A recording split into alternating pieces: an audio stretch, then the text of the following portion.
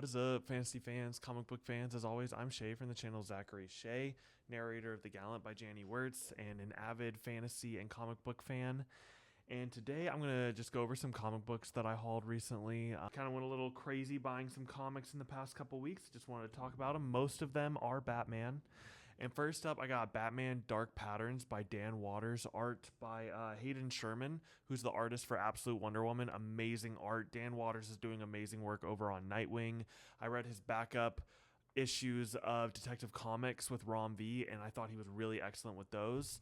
All right, next up we have Batman Black Mirror. So this one is written by Scott Snyder, which I have like a somewhat tumultuous relationship with his Batman work. Some of it I really love, some of it not so much. I liked Zero Year, did not really care for the way Court of Owls ended or for a lot of his Batman stuff. He just has some ideas that are really good in premise, but then in execution, I just feel like he loses it a little bit. But I've heard Black Mirror is one of his best, so I'm willing to give him the second try. Art by Jock, so excited for that.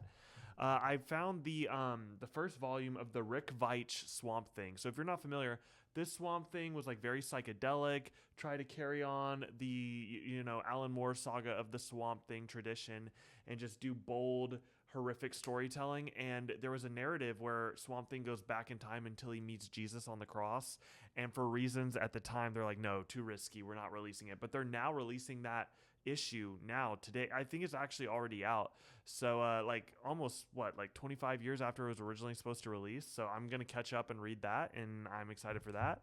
And then I got, this is a huge comic book right now, Absolute Martian Manhunter by Denise Camp and Javier Rodriguez, one of the most beloved modern releasing comic books. Love Javier Rodriguez's art.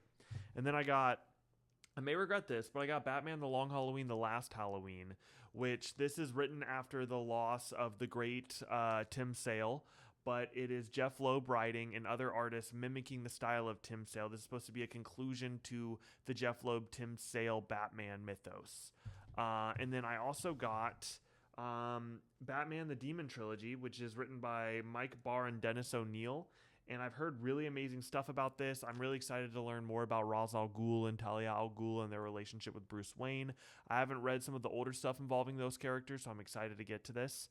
And yeah, if y'all picked up any comic books, let me know. And as always, stay safe, guys. Peace.